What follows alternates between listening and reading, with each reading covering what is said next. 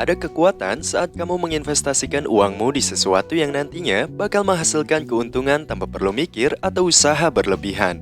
Kalau kamu udah sampai tahap ini, bisa dibilang uangmu udah berhasil bekerja buat kamu. Sayangnya, nggak semua orang ngerti cara ngelakuin ini dengan benar. Ada yang nyesel gara-gara nggak sabar atau kurang hati-hati dalam merencanain investasi mereka. Tapi kamu nggak perlu kayak gitu. Dan sampai akhir video ini, kamu bakal ngeliat kalau dengan disiplin, semuanya jadi gampang banget.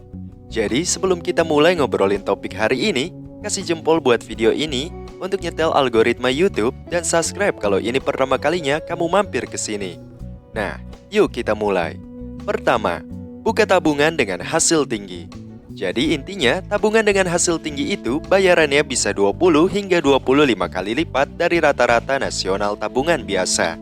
Ini jadi untung banget, karena yang kamu lakuin cuma nyimpen uang, tapi akhirnya dapat lebih dari yang awalnya kamu setor. Siapa sih yang gak mau gitu? Rajin-rajinlah nyimpen uang di rekening tabungan dengan bunga tinggi ini.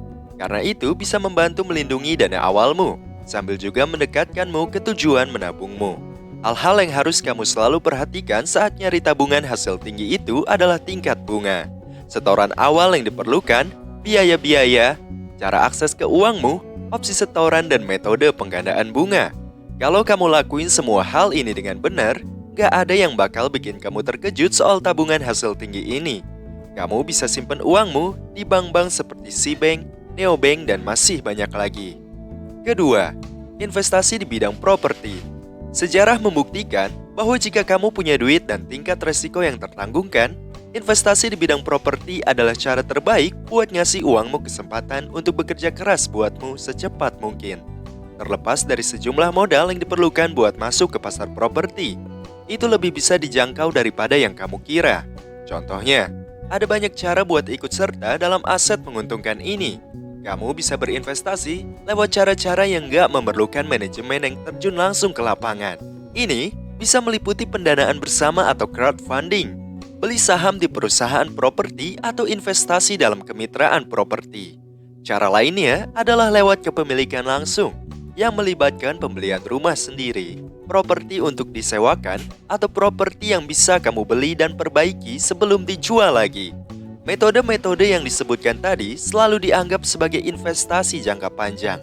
Dan begitu kamu mulai, uangnya bakal terus mengalir.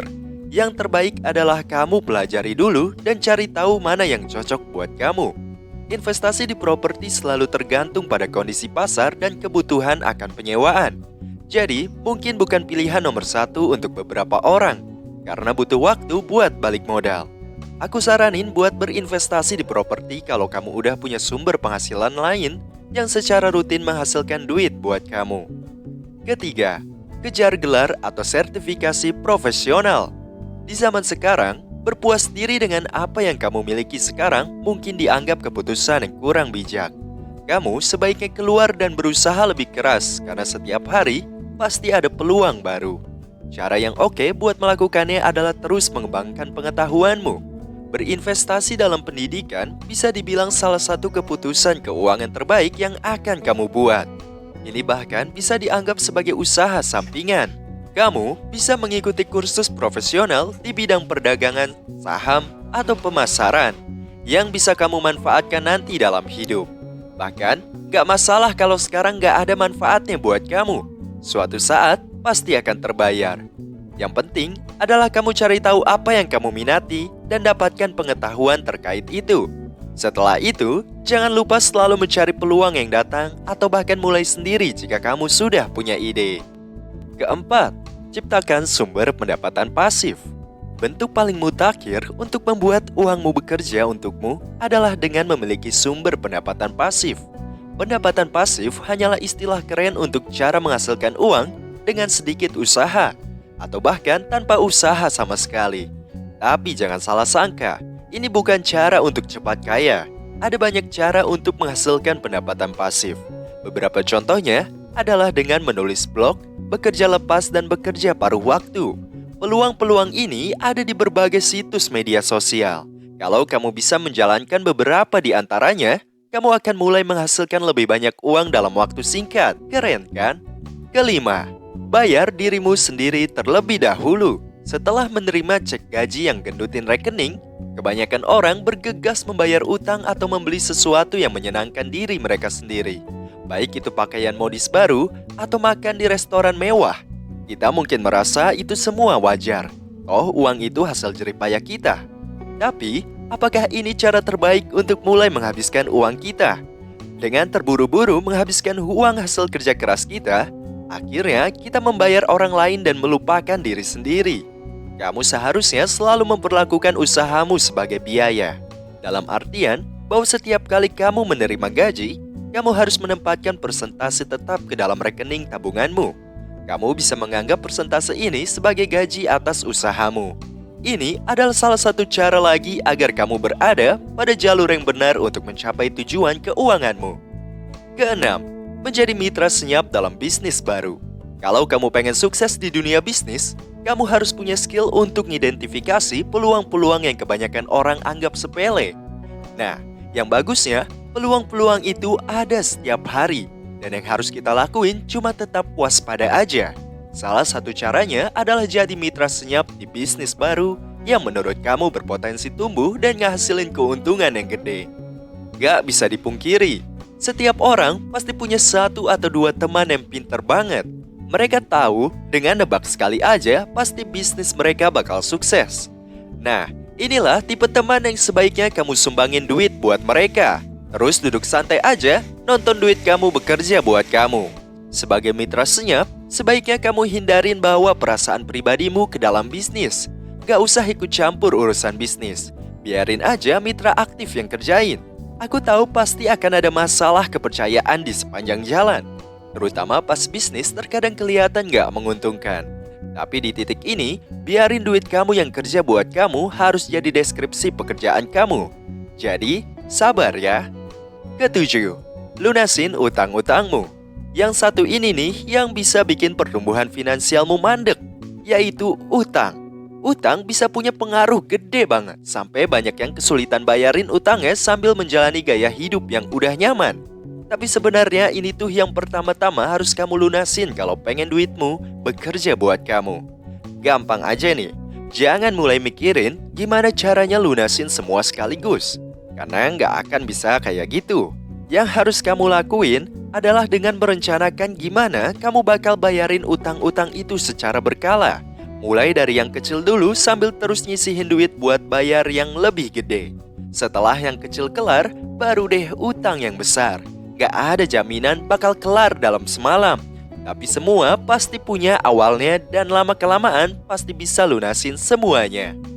Kedelapan, bikin anggaran buat diri sendiri. Nah, yang satu ini udah pada tahu ya, soalnya udah umum banget. Banyak yang mikir kalau mereka bisa ngatur-ngatur pengeluaran mereka cuma pakai pikiran. Gak usah dicatat-catat lagi. Tapi seringkali malah uangnya habis semua.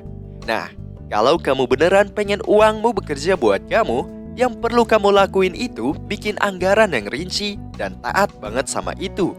Selain bisa ngehematin uangmu, ini juga langkah awal yang penting banget buat ngejar impian kamu.